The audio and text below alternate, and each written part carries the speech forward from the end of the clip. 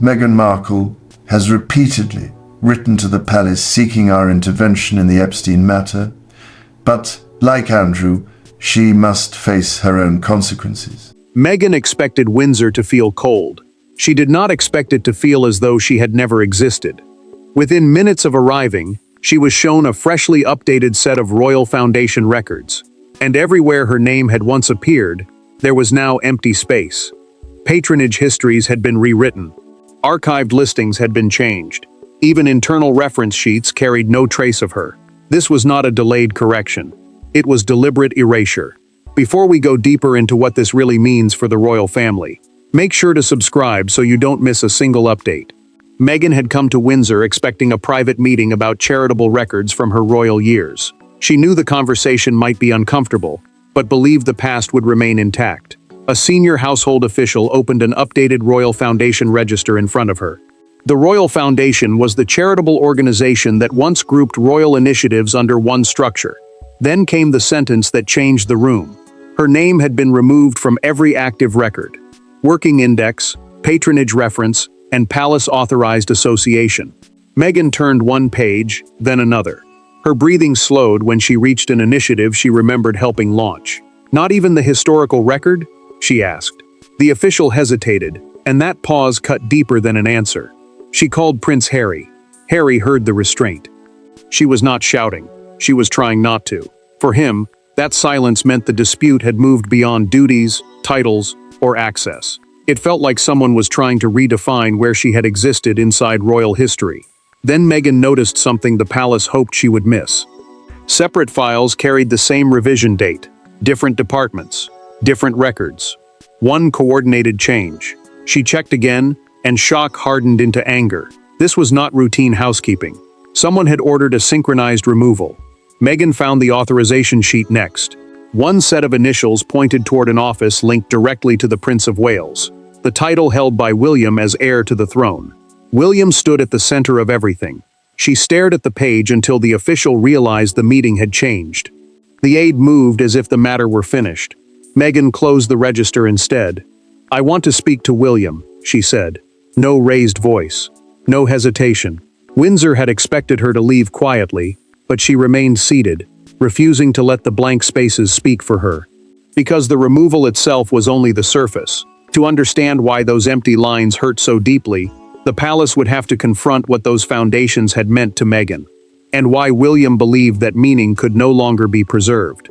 A foundation record may look like bureaucracy to everyone outside palace walls, but to Meghan, it represented something much more dangerous. Proof.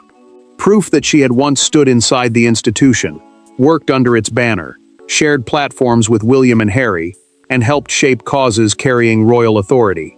Removing her from current operations was one thing. Removing her footprint from the machinery itself felt deeply personal, and William knew exactly why. Meghan had always treated charitable work as the strongest evidence that her years inside royal life had meant something beyond ceremony. The Royal Foundation, the charity structure used to organize major public causes connected to senior royals, had once given that work an official home. William saw the same records through a colder lens. For the prince, they were not a family scrapbook. They were part of a living institution that had to show who carried responsibility now, who answered for decisions, and who would shape the monarchy next. Harry heard the pain before Meghan admitted it. During a private phone call, Prince Harry told her that removing current links was one thing, but stripping away historical associations felt different. His anger rose because her voice stayed controlled. Meghan sat beside the closed register and answered quietly, "I can accept being outside. I cannot accept being rewritten." Harry went silent. He understood then that she was not asking to be restored to royal status. She wanted acknowledgement that the work had happened, and that her place in that chapter had been real. Then the tension tightened. A palace aide entered and told Meghan that William had prepared a written explanation before she arrived. The prince had expected her to discover the changes. He had expected the reaction. That single detail made the removal feel less administrative and more deliberate, because it meant the emotional consequences had been considered in advance. Meghan pressed for another answer. The aide confirmed that King Charles had been briefed on the administrative review several days earlier. The king had not issued the order, but he had known what was coming and had chosen not to stop it. Harry reacted sharply when she relayed that detail. Meghan did not. Her silence grew heavier. Meghan placed her phone face down, reopened the register, and ran one finger across the blank line where her name had once appeared. She did not cry. She asked only, "Who decided this was necessary?" That question changed everything. The answer did not begin at Windsor. It led back to a private confrontation months earlier, when William first decided that Meghan's public identity and the Foundation's future could no longer occupy the same space under one roof. The decision at Windsor did not begin with a database, a clerk, or an anonymous memo. It began months earlier in a closed room, when a discussion over charitable branding turned into something far more personal. William had entered expecting a technical conversation about names, archived initiatives, and future usage. Meghan had entered, determined that her contribution would not be reduced to a footnote. By the time the meeting ended, neither believed compromise was possible anymore. Meghan arrived at Kensington Palace, believing the argument could still be contained. The meeting had been called a Foundation Legacy Review, a review of how past royal charitable work would appear in future records. She asked that her name remain attached to archived initiatives and project summaries from the years before the Sussex departure. William listened, but the prince drew a hard distinction. Preserved history could acknowledge her role, while current foundation systems could not suggest that she still held an active institutional connection. Meghan heard rejection, where William believed he was offering clarity. She told him that separating her name from work she had performed meant the family wanted the value of her contribution without acknowledging the person behind it. William stiffened. He answered that no individual owned the foundation, and that the institution could not be governed by personal claims over its past. Then Meghan pushed her chair back. She asked whether Catherine's work would ever be handled the same way if circumstances changed. William's expression hardened instantly. He told her not to bring his wife into the dispute. Meghan did not retreat. "Then decide whether this is history or punishment," she said. William reached for the folder and closed it. He placed his pen carefully on top rather than raising his voice. Meghan watched him and understood that his calm was not hesitation. It was decision. The prince said the foundation would conduct a historical and administrative review, meaning every current record, working reference, and archived system capable of implying an active relationship would be examined. Meghan left believing the review would be limited. William later instructed staff to go further. He asked them to identify every internal reference that might still connect her name to present authority, when wording survived through old templates and files. That instruction became the mechanism behind what she found at Windsor.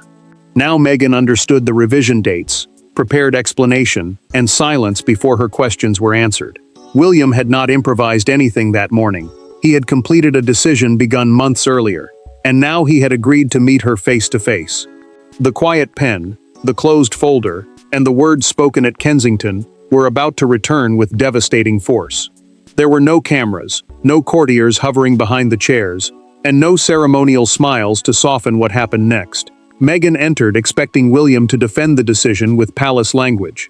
Instead, he stood beside the window with the revised register already on the table. She did not sit. Neither did he.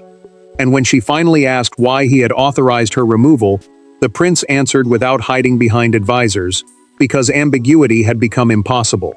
Meghan placed the altered record between them and waited. William offered her a chair, but she ignored it.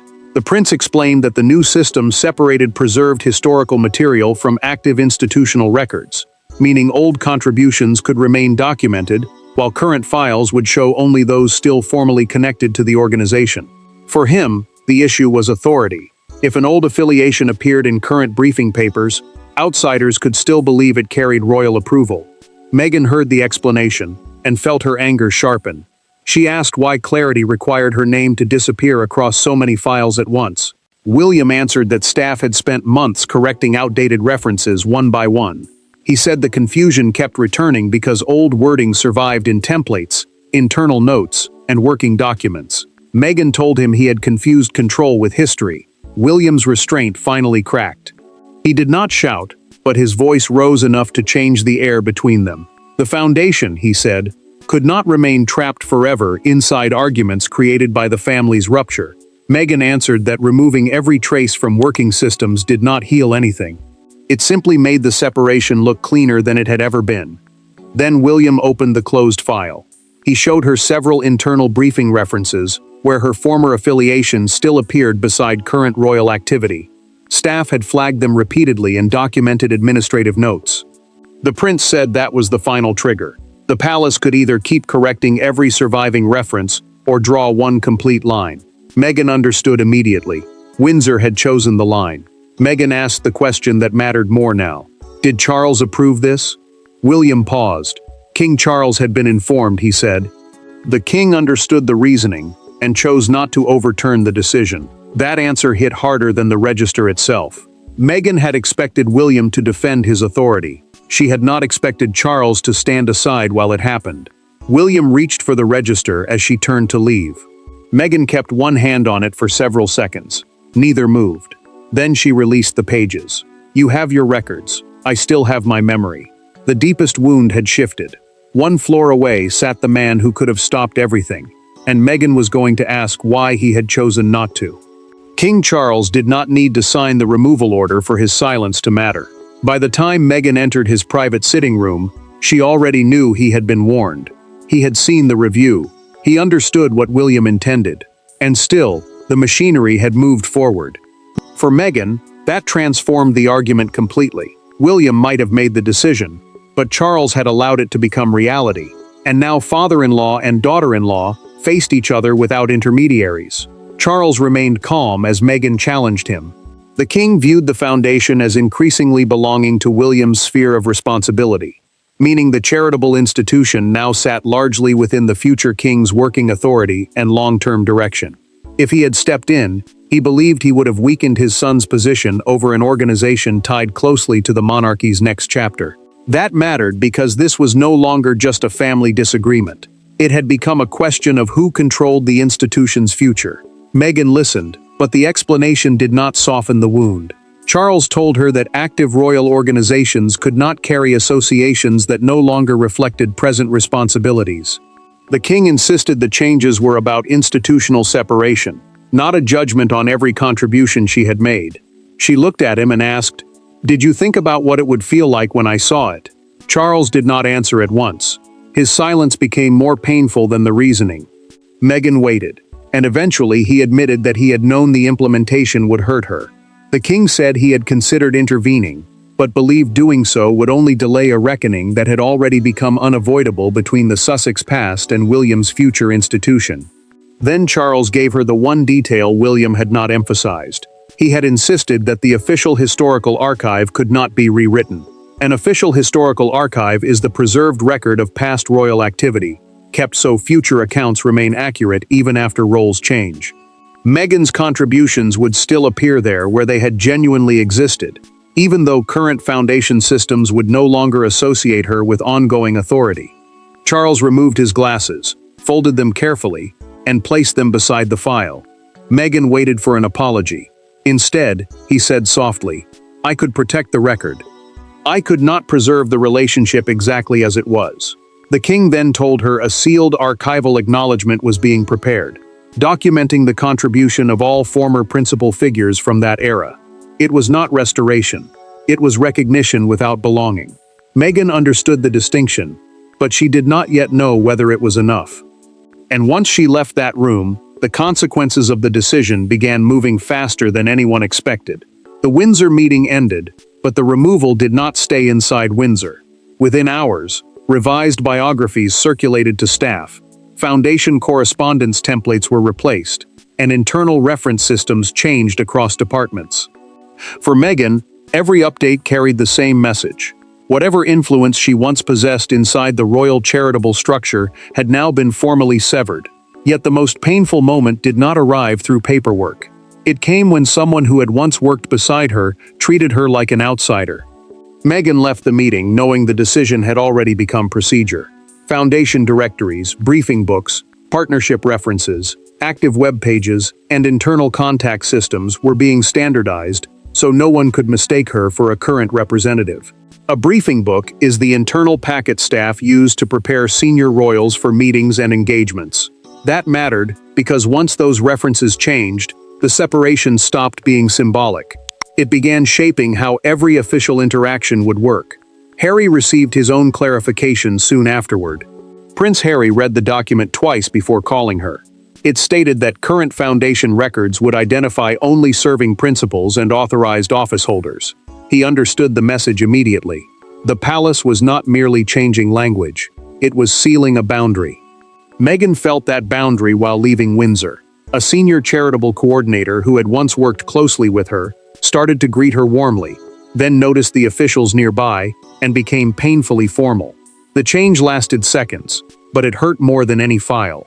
Meghan answered politely, walked on, and reached a private waiting room before her composure finally broke. Meghan cried because familiarity had become protocol. She had not expected reinstatement, yet she had not expected old relationships to feel monitored either.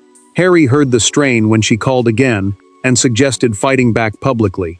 He proposed releasing documents and photographs, showing her past involvement, proof that no revised directory could erase what she had done. Harry expected agreement. Meghan almost gave it. Anger told her silence might allow the palace to define the story, but something shifted before she answered. She told him that fighting over every archived line would make her future permanently dependent on royal recognition. The more she tried to force Windsor to acknowledge her, the more power Windsor would keep over her. Meghan ended the call and removed the temporary visitor badge from her coat. She stared at it, folded it once, placed it on the table, and walked away without taking it. That discarded badge changed everything. The next conversation with Harry would not be about winning her name back. It would be about deciding whether she needed the palace to validate it at all. For the first time since arriving at Windsor, Meghan stopped asking what the palace intended to take away.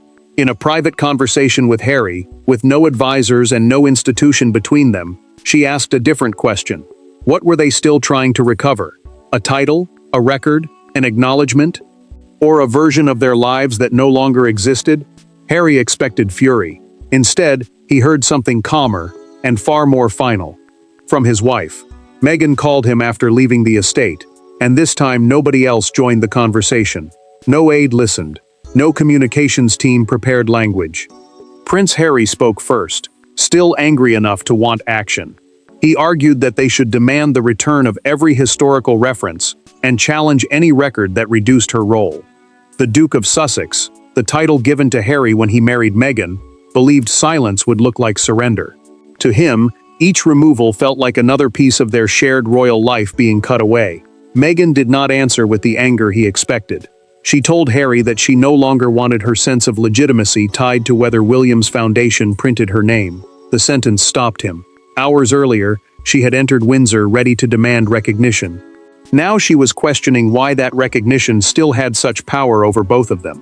Harry finally admitted what sat beneath his frustration. He was not fighting only for records. He was grieving the steady disappearance of a life they had once believed would remain connected to the family, even after everything changed. Meghan understood that pain because she carried her own version of it, but she told him preserving every institutional trace would not rebuild the relationships they had lost. Meghan then made the decision Windsor had not expected. She would accept Charles's archival guarantee, provided the historical account remained accurate.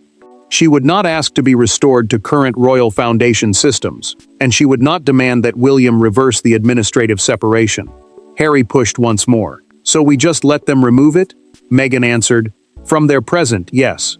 Not from the truth. The argument ended there.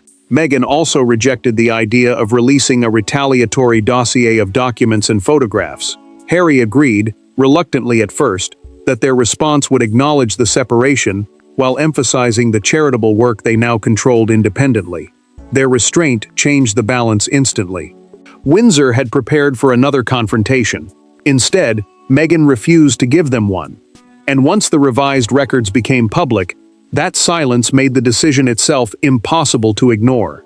By morning, what began as an internal administrative decision had become a national argument about memory, belonging, and royal power. The public was no longer debating whether Meghan remained a working royal. That question had been settled years earlier. The explosive question was different.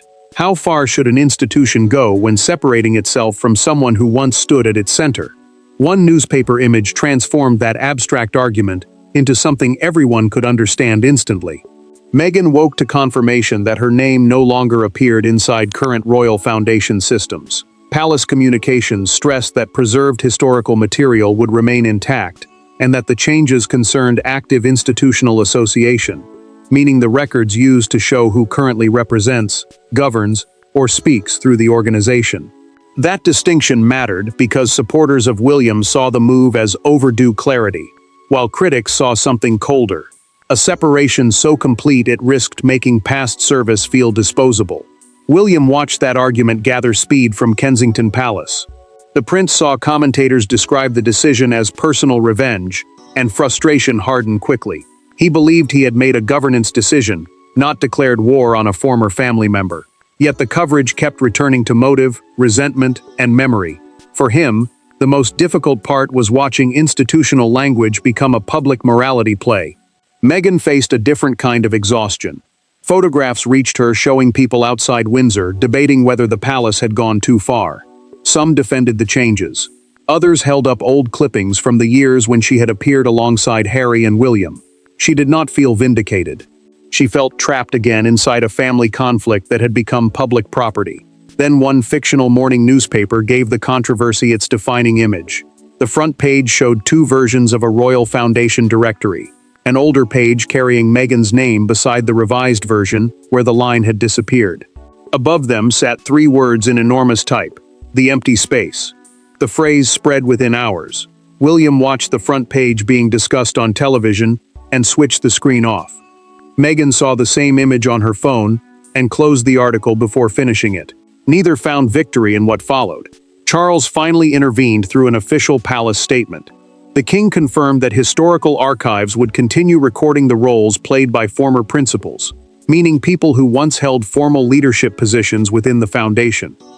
His clarification publicly protected the concession he had already promised Meghan in private. The fire began to lose oxygen. Meghan demanded no reinstatement. Harry released no attack. William refused to reverse the decision. By evening, the question was no longer whether her name would return. It would not. What remained was the harder verdict, what that permanent separation now meant for all of them. There was no dramatic reversal. William did not restore the records.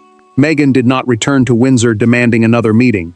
Harry did not launch the public counterattack many had anticipated. Instead, something quieter and more consequential happened.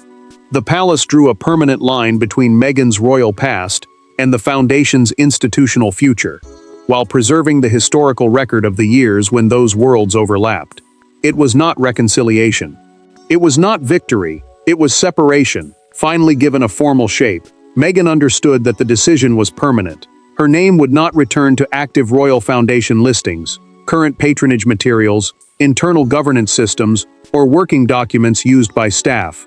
The Royal Foundation, the charitable organization that coordinates causes connected to senior royals, would move forward without presenting her as part of its present structure. That mattered, because the argument was no longer about distance. It was about accepting that her institutional role had ended. Charles had drawn one boundary of his own. The king insisted that preserved archives continue to record Meghan's genuine involvement during the years when she worked inside the royal charitable system.